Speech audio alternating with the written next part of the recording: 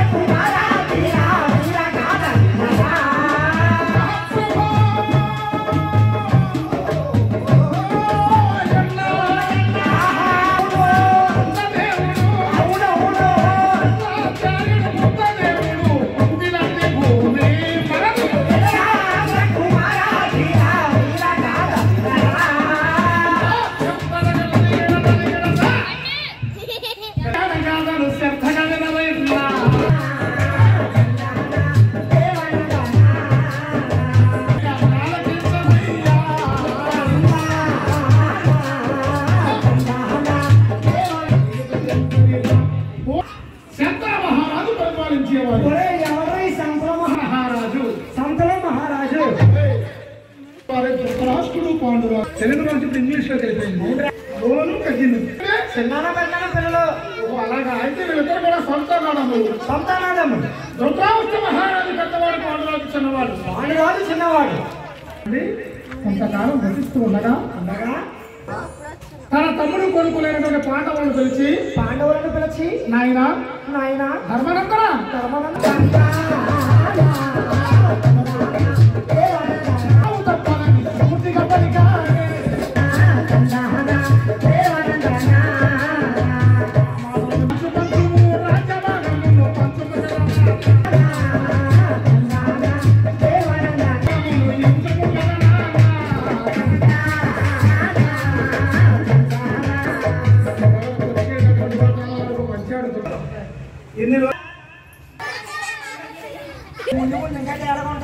ప్యాంట్లు వేసుకుంటే ప్యాంట్ పాండవులు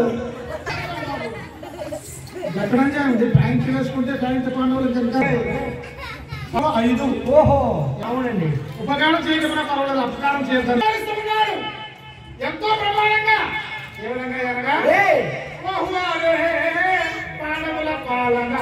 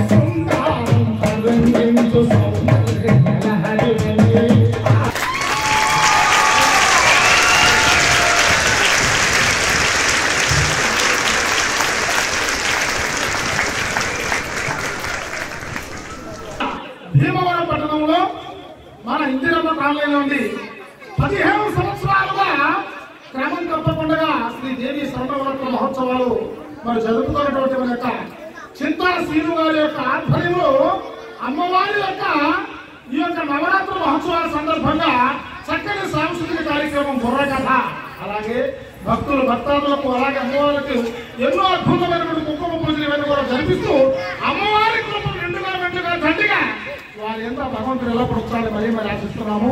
చక్కని కార్యక్రమాన్ని ఇక్కడ ఏర్పాటు చేశారు బుర్రకథ.